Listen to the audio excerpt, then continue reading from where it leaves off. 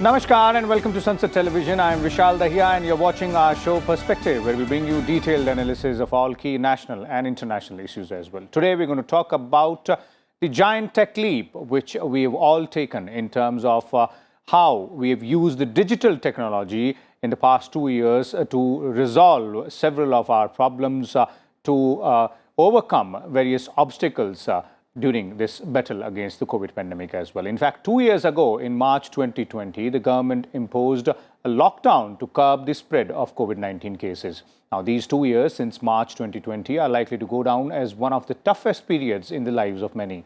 This period brought about various lifestyle changes, including some that may end up being permanent as well. Now, the proactive implementation of digital platforms such as Aarogya Setu and e-office not only tracked, traced and took care of coronavirus patients, but also helped in business continuity during this period of restrictions which were put in place to fight the COVID pandemic.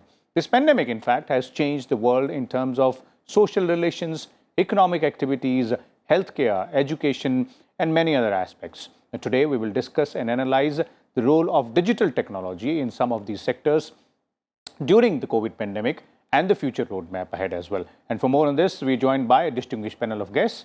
Let me first introduce them to you. Beginning with, we have with us Mr. Ajay Data. He is the CEO of Data Engineers Global Limited. We're also joined by Ms. Anushika Jain. She is the CEO of Global Shala. And Mr. Hemant Gala, Vice President of PhonePe, is also with us. Welcome, all of you, to Sansad Television. I'll begin with the education sector because that is where there was a lot of focus. Of course, it was about health and economic activities and the UPI, digital payments and e-commerce as well. But education is one sector which is really important, Anushika. And the edtech startups, the edutech startups seems to have done a lot of work. Digital Connect during these 2 years played a very important role in ensuring the continuity in the learning process of children across the country. The question is, how did we do it and what were the challenges? So I think when we talk about how did we do it, the question and the answer will both go into we were pushed to be creative. Because if you're not creative, because of the pandemic situation, everything went lockdown and digital. We were forced to innovate. So that was the biggest blessing and at the same time, the biggest challenge that mostly everybody faced. So I think that is something that really helped all the edtech platforms be, and not just edtech platforms, but a lot of schools and colleges as well. And in terms of challenges, the major challenge that we faced was accessibility and creativity. Because the whole world population is such a huge place and reaching to every possible person in need was really a difficult challenge as a lot of countries were not prepared for it and we were not having enough resource or even the vision to think about. So those were the areas where I feel, like everybody faced a lot of challenges and you will see a lot of people thriving through them who figured out how they can create accessibility by being creative. Okay. So it was not just about the challenges out there, but also ways to find solutions for that challenges. Creativity is one of them. But it was not only limited to education sector, the need to maintain the continuity. Most important was in the economic activities part as well. And that involves, seamless payment methods as well. That brings into, the UPI and the other digital mode of payments, which we have now sort of adopted very effortlessly. Mr. Hemant Gala is with us, Vice President of PhonePe. Mr. Gala, this has been a journey, and if we do a bit of a comparison with other countries across the world, seems like we've taken a very big leap here. Absolutely. I think India has taken a giant leap in digital payments and UPI has led the way all through and through. The core construct of UPI is so beautiful. I think the whole framework about it being mobile first. India was completely, mobile first, smartphone ready. So the entire solution was mobile first. An interoperable platform which was just easy, secure, simple for masses to adopt. It is not just a limited population in tier 1, but it is literally seen penetration beyond tier 2, 3, 4 cities, towns, villages across. So the whole framework of UPI is beautiful. The effort that has gone behind driving the adoption, I mean, we've put an immense amount of effort last 6 years, and especially in the last 2-3 years, where we've seen customers adoption catching up, and we've been educating customers, driving adoption on UPI, making it easy for people to spend through the app. Also, very importantly, creating a very wide network of merchants across the length and the breadth of the country for them to be able to pay. There have been use cases that we have created inside the app or with merchant acceptance. Like today, from a smallest of smallest, store to a very large store to an online store and an offline store, just about anywhere you see the UPI acceptance in place. So it's been an all-round thing, a great product construct in place, customer ready with all points kicking in from mobile adoption to being ready for digital payments, a great construct in UPI coming through, merchant acceptance, gaining momentum, and the education that the customer has seen. So everything's played in together for us to see the kind of massive adoption that we've seen. Okay. And we've seen tremendous adoption. Like, for example, just for us, UPI overall, right? Last year, I would say, from a volume of about 270 billion transactions, it has jumped to about 2.73 billion transactions. It has jumped to about 4.61 billion transactions. That is what, upwards of 4.5 billion transactions. For us as well, the transactions have grown from somewhere around 40 million plus transactions to 90 million plus transactions on a daily basis. Okay. So, on an overall monthly basis, it has seen a jump. On a daily basis, we have seen a jump. That is just a clear indication of the kind of adoption India has taken to this new age payment system. Okay. And those are very, very huge numbers and significant numbers as well. Goes on to show how, common people, the Aam Aadmi, whom we call in this country, the citizen, has adopted this way of making transactions or paying money as well. Very significant in terms of the adoption of digital technology, and goes one step further as well. Let me bring in Mr. Ajay Datta here as well. Mr. Ajay, as both Anushika and Hemant are referring to, creativity, of course, led us to find solutions, and then mass adoption or acceptability by the masses of these creative solutions, of course, led it to the success story as well. But what went behind the scenes in terms of, for us to understand as to how this all might have happened? It would have required a lot of hard work, a lot of, out-of-the-box ideas to think as to what might click. And in a very short span of time, people in these industries did not have the luxury of having a 5-year plan. Yeah, you are absolutely right. तो जो अनुष्का बोल रही हैं और जो गाला बोल रहे हैं, भाई दिस इज हैपनिंग, ऐसा क्यों हो रहा है और ऐसा संभव नहीं था क्या? मेरे को लगता है ये हम इंडिया में थोड़ा सा देर से जागे, और लेकिन जब जागे तो बहुत स्पीड से चले. स्पीड से चले का मतलब है work from home took up little late then it was required. I think we lost initial 2.5 months to determine कि हम किस तरफ जा रहे हैं, जाएं या नहीं जाएं. Confusing state. Work from home के लिए कंप्यूटर चाहिए, इंटरनेट चाहिए, घर पे इंफ्रास्ट्रक्चर चाहिए, उनके अटेंडेंस सिस्टम चाहिए, प्रोजेक्ट कैसे दिए जाएं. Lots of companies moving in this direction very fast. We were fortunate to prepare even before the lockdown. We invested we might need this kind of situation, and we prepared even we did our trials in the March 20th, 2020 before. लेकिन this was not the case with every company which was there. लेकिन आवश्यकता आविष्कार की जननी है, ये एक हमारे को समझना चाहिए. And the need of the problems were required to be solved. We could not sit idle at home and do nothing. Okay. Obviously, we were supposed to do something. So let me give you 2-3 examples. What government did, what we did. So when we required work from home, we required how to communicate. So there was a need to have a video conferencing solution. And at the same time, Government of India also came out under the directions of Honorable Prime Minister that we must have the video conferencing of our own in the country. And there was a challenge to innovate video conferencing solution. And I'm happy to share, we innovated Video Meet as a product, and which works better than any other product in the country. Lots of education systems uses it. Millions of minutes every day. It gets consumed. It's completely made in India. Okay. And for video conferencing, education, classes, corporate sector. That was, and could we do it before? Answer is no. Because there was no market for that large. There was no need. So there was a problem which was required to be solved.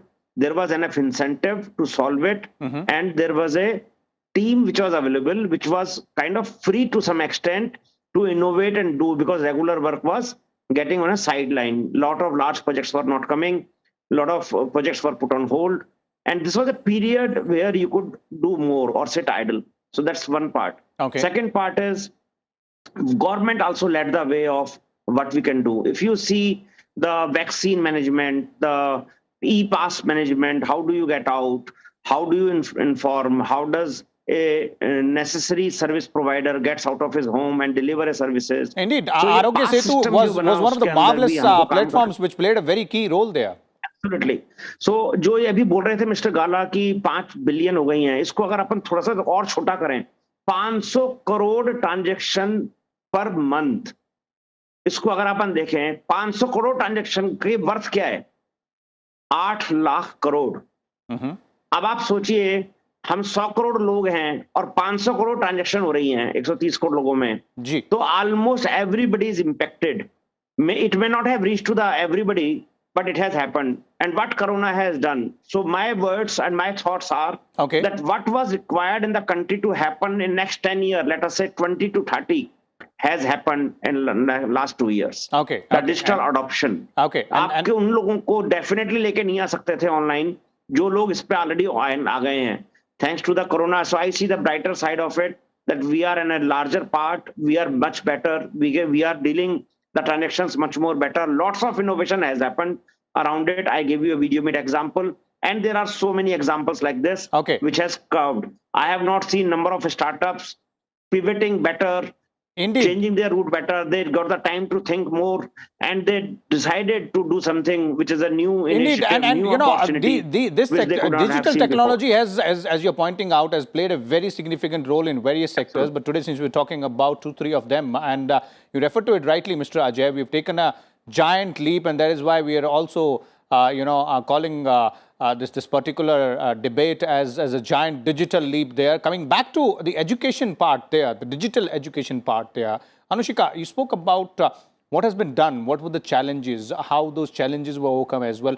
But there are a few aspects which still need to be looked upon. You know, solutions need to be found, and the future roadmap also needs to be tweaked according to the needs and requirements as well. One aspect is, the concern of the academicians or experts there of sort of a learning gap which happened during these 2 years while digital education or online education mode was going on.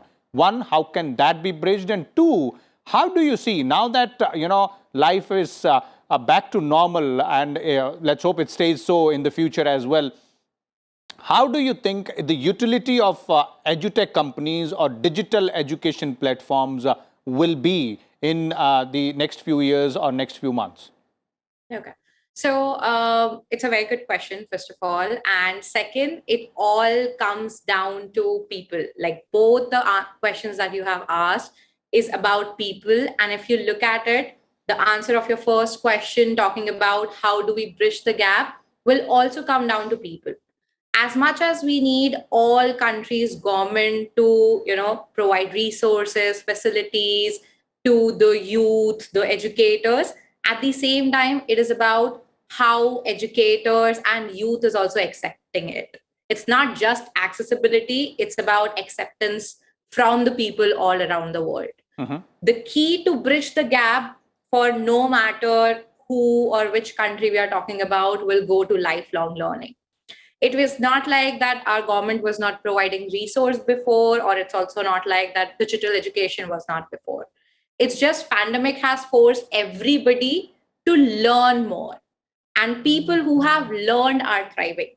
So in future also, be it 2 years, 5 years, or 10 years, if we want to bridge the gap between where we are and where we want to be in terms of technology, education, the key is going to be our educators also need to start learning. Okay. the whole aspect of you have done your master's, you have done your PhD, and now you are settled, you know a lot more, is not going to be applicable anymore. It will be about lifelong learning. You have to continuously learn, and you can just predict what is going to happen. So I think our educators also need to push themselves a little more to learn, and our governments also need to support them a little more to focus on their learning so that our youth can learn better. Okay. And talking about your second question, which goes back to as things are getting back to normal. So if you will observe people around you, as like people watching is one of my favorite time utilization, it just looks like we are going back to where we were. But if you will look around, people find it a little more difficult now to manage college, work, their lives, homes together as compared to how easily they were able to manage it before pandemic. Okay. Because as much as the pandemic have given them opportunity to learn, reflect, there was a comfort zone also that they build around themselves. So I don't think we will ever go back to normal. This is gonna be the new normal. Okay. Where everybody need to learn on how to find the equilibrium between working from home, digital world, and the physical aspects of the world around. Okay. So finding a balance between the digital world and the physical world is going to be the new normal, as Anushika is pointing out, and therein lies the message to the educators as well, as she's saying that, of course, we will have to change with the times. We will have to keep on adapting, rework our skills and update our skill sets as well. Now, vis-a-vis the digital payments sector there, Mr. Gala, what's the future roadmap? What's the next target in terms of what is there which needs to be done? Because those numbers, when we are looking at it, they tell us a story that, yes, it has been adopted and accepted by masses at large. What next from here onwards? I think very interesting question. Every time when we think, it has been done and we think what next, and we see, India surprises us that, the kind of adoption it just is growing exponentially. I think if you look back, right, India has always been about, being able to solve for scale. And when you look at anything that has happened, you've transformed. You've transformed from 2G to 4G. You've transformed from feature phone directly into smartphone and very high, very good quality smartphone. We've transformed from, paying tolls at, in cash to FASTag very easily. The infrastructure, if it is a problem, which is likewise in payments, we've transformed from cash to digital so fast. If there's a solution which is really, which is working and which is, thought for, solving at scale, India adopts it and it transforms, and it transforms to become a global benchmark. Likewise in payments, right, if you see, there is this first 100 million, which I always look at, quoting, which is the India that we think. But then there is Bharat 1, Bharat 2, Bharat 3, which is the next 100 million, the next 100 million, the next 100 million. Okay. What next is to what you see, each one of us sitting in here, we've adopted to digital payments and various use cases across, not just limited to recharge, bill payments, merchant payments, so many categories of transactions that we do. But then there is the next set of 100 million, which is trying to do few transactions on the merchant side, which is trying to do few transactions on the other categories. And then there's the next 100 million is trying to understand. So it's going to be a continuous journey to get the whole of India into the fold on digital payments. So I think for us, the next is very clearly two things, go into the hinterland and, right up to very small towns and villages and get the next 100 million to understand, to adopt and, solve for their being able to remit money very easily, them being able to transact and meet their, use cases around bill payments, around recharges, digitizing and getting their life simplified. They don't need to travel for kilometers to do a payment. They don't need to travel or wait in queues for hours to do a payment. They just need to do it online and digitally. It is far easy and secure. So getting that adoption in Bharat 1, 2, 3 going, we're seeing massive adoption, but there is a lot of work to be done. Okay. I think that is one key aspect for us in what next. The other next is knocking on the door right at the back of payments is financial services, right? Indeed. There's so much talk of financial services, but being able to offer a very simplified product in each of lines of business. Like for example, in the midst of COVID, we launched a COVID protection cover, and we saw a massive number of people opting for it and they benefited from it. So, taking very simple financial services product to the masses, because, in tier one, you see, in tier two, you see distribution, you see offices, you see that happening. But beyond tier one, tier two, the distribution isn't there. You need to really solve for in a very simplified way to enable them to avail financial services, especially things around insurance, cover around their life, their health, their property, their two-wheeler, four-wheeler, or things around simplified investment products that they can avail of. Even in tier one, tier two, also we are seeing there is so much of gap around inefficiency around the way the physical and the offline process has been followed, and ability to digitize just to simplify customers' experience. So I think the next stepping stone on payments is, once you've seen that adoption, take it to the next level where you get people into the financial services, which helps them secure their future, secure their life, their health, their family in a much more. The pandemic has shown us how important health insurance is, for example. To do all of those, is the next step to take them forward. Fair enough. Hemant, we understood you're referring to the next frontier, that is the financial services, and that gels well with the focus vis-a-vis the government policies as well. The government also talks about financial inclusion, and that inclusion requires access to these financial services as well. It can't just stop at utilization of a UPI platform for digital payments there as well. Let me quickly, before we conclude the discussion, let me quickly bring in Mr. Ajay here as well. Mr. Ajay, we've all seen how this giant digital leap has been taken. Now, from your perspective, what is the roadmap ahead? What's the future roadmap vis-a-vis utilization of these digital interventions? We have won a battle. What kind of war lies ahead in terms of ensuring that we achieve all what we set out to?